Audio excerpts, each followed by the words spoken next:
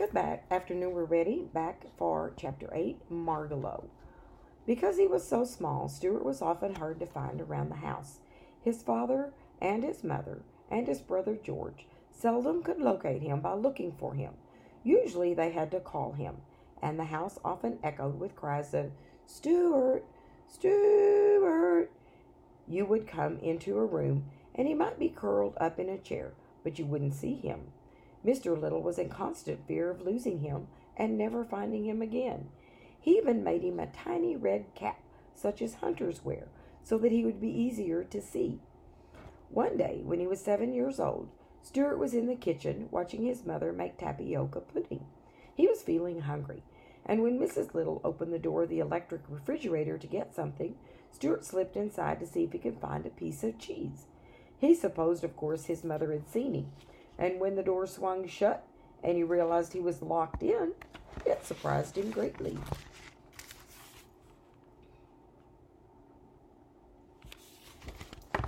"Help!" he called. "It's dark in here. It's cold in the refrigerator.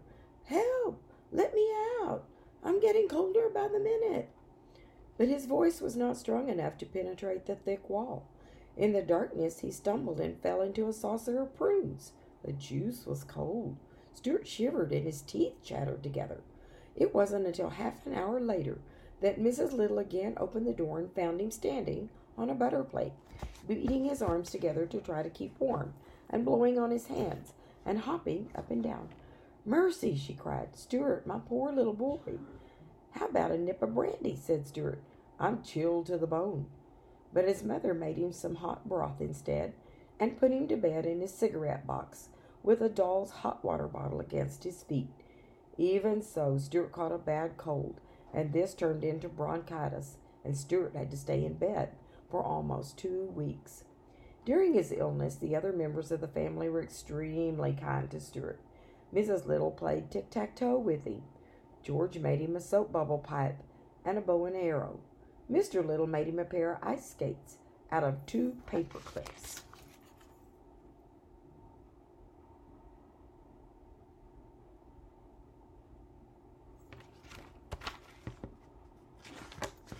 One cold afternoon, Mrs. Little was shaking her dustcloth out of the window when she noticed a small bird lying on the windowsill, apparently dead. She brought it in and put it near the radiator, and in a short while it fluttered its wings and opened its eyes. It was a pretty little hen bird, brown, with a streak of yellow on her breast. The Littles didn't agree on what kind of bird she was. "It's a walleye vireo," said George scientifically. "I think she's more like a young wren," said Mr. Little. Anyway, they fixed a place for her in the living room and fed her and gave her a cup of water. Soon she felt much better and went hopping around the house, examining everything with greatest care and interest. Presently she hopped upstairs and into Stuart's room, where he was lying in bed. "Hello," said Stuart. "Who are you? Where'd you come from?" "My name is Margalo," said the bird, softly, in a musical voice. "I come from the fields once tall with wheat, from pastures deep in fern and thistle. I come from bales of meadowsweet, and I love to whistle." Stuart sat bolt upright in bed. "Say that again," he said. "I can't," replied Margalo. "I have a sore throat." "So have I," said Stuart. "I've got bronchitis. You better not get too near me. You might catch it." "I'll stay right here by the door," said Margalo. "You can use some of my gargle if you want to," said Stuart. "And here are some nose drops. And I have plenty of Kleenex." "Thank you very much. You're very kind," replied the bird. "Did they take your temperature?" asked Stuart, who was beginning to be genuinely worried about his new friend's health. "No," said Margalo, "but I don't think it'll be necessary."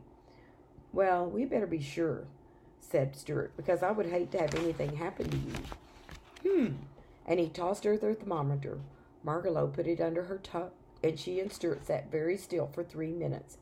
Then she took it out and looked at it, turning it slowly and carefully.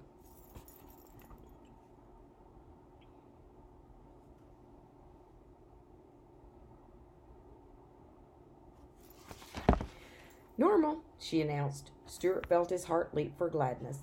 It seemed to him that he had never seen any creature so beautiful as this tiny bird, and he already loved her. "I hope," he remarked, "that my parents have fixed you up with a decent place to sleep." Oh, yes, Margalo replied. I'm going to sleep in the Boston Fern on the bookshelf in the living room. It's a nice place for a city location. And now, if you'll excuse me, I think I should go to bed. I see it's getting dark outside. I always go to bed at sundown. Good night, sir. Please don't call me sir, cried Stuart. Call me Stuart. Very well, said the bird. Good night, Stuart. And she hopped off with light, bouncing steps. Good night, Margalo, called Stuart. See you in the morning. Stuart settled back under the bedclothes again. That's a mighty fine bird, he whispered, and sighed a tender sigh.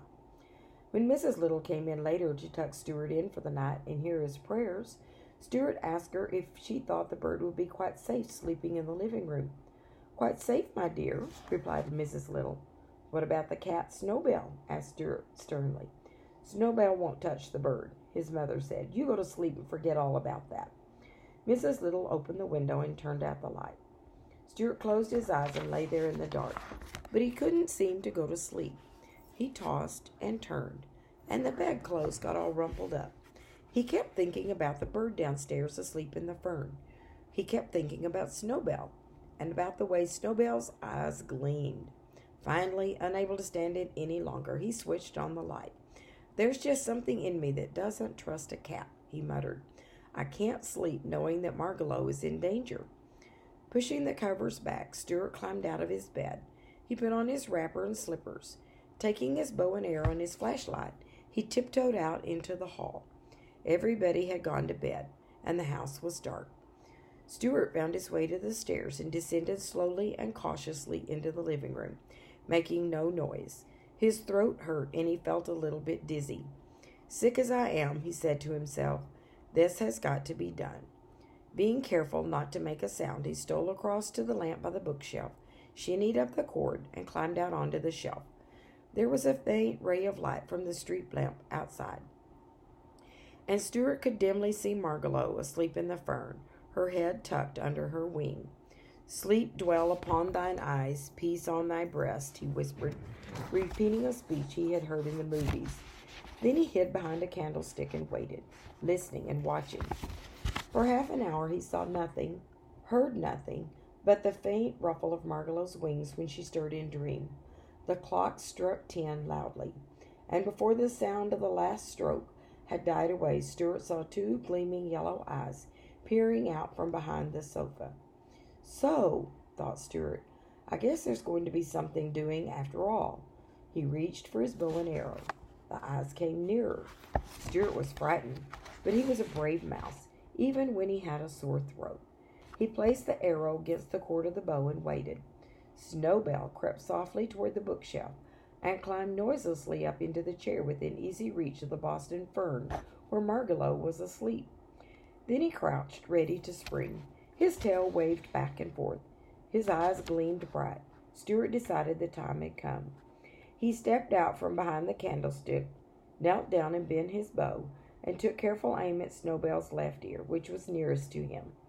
This is the finest thing I've ever done, thought Stuart, and he shot the arrow straight into the cat's ear. Snowbell squealed with pain and jumped down and ran off toward the kitchen. A direct hit, said Stuart. Thank heaven. Well, there's a good night's work done. And he threw a kiss toward Margalo's sleeping form.